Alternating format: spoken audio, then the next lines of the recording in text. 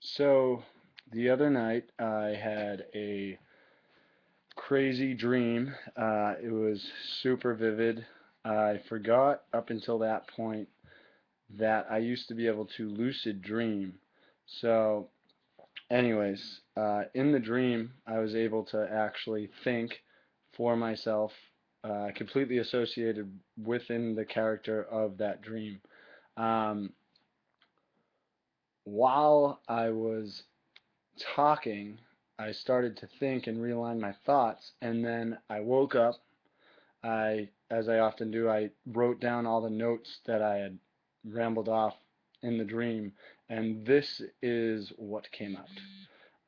This is going to speak to my feelings personally on, I guess, the state of people and the way they feel about themselves, as well as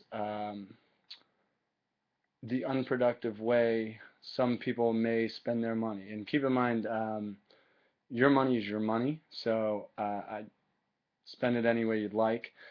I believe that if more people spent the money that they did spend on the things I find to not be so productive, if they spent that on themselves, they'd get much more out of it. So this is what I said in my dream, and here it goes.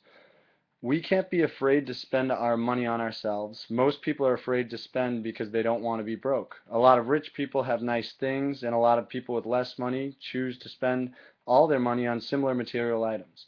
If the government, or U.S. economy more importantly, ever decided to shut down and all of our money in banks was worth nothing, it means we really shouldn't save our money at all and instead only invest in ourselves. But not in terms of material goods like them, because then we will have less skills when there's less to go around. Instead, we should make sure that we have more skills than everyone who spent all their money on material items so that we can always be successful, whether or not there is any money or material items at all to go around. It means that when you spend money on making yourself better, whether or not you are comfortable doing it right now, you should anyways, to ensure your value to your society in any economic climate. So I think you understand what I'm talking about. To make it much simpler, we're a people who defines ourselves with the things we spend our money on. And for a lot of us, or the people that we look up to, I should say, that would mean we define ourselves as an Audi S5 or a beach house or a yacht that we go on once or twice a year or a million times a year if you're absolutely rich. What I want to speak to is the people that actually can't afford such items in abundance and have to then worry once they commit to getting loans for those big ticket items. Um, what I think our people should do, the middle class of people should do, and the lower class of people should do, I believe, and what is class anyways? I mean, 1% of our country owns the majority of all the wealth. So I'm speaking to everyone but them. So imagine if instead of leasing a BMW to tell your friends you have a BMW and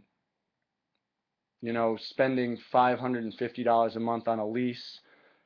Imagine if you got a Toyota Camry for $250 a month and you had $300 a month left over to spend on yourself.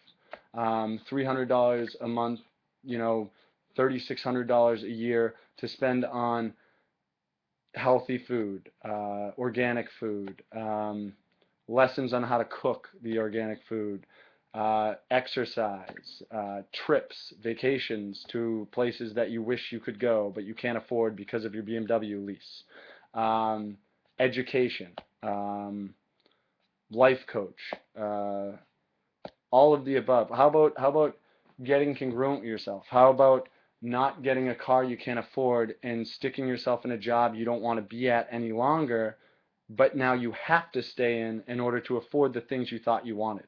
What if you got a job that made you happy but wasn't as fruitful at the beginning, and at the same time you spent money on bettering yourself? Then eventually you could do the thing you like and get paid more for being an expert.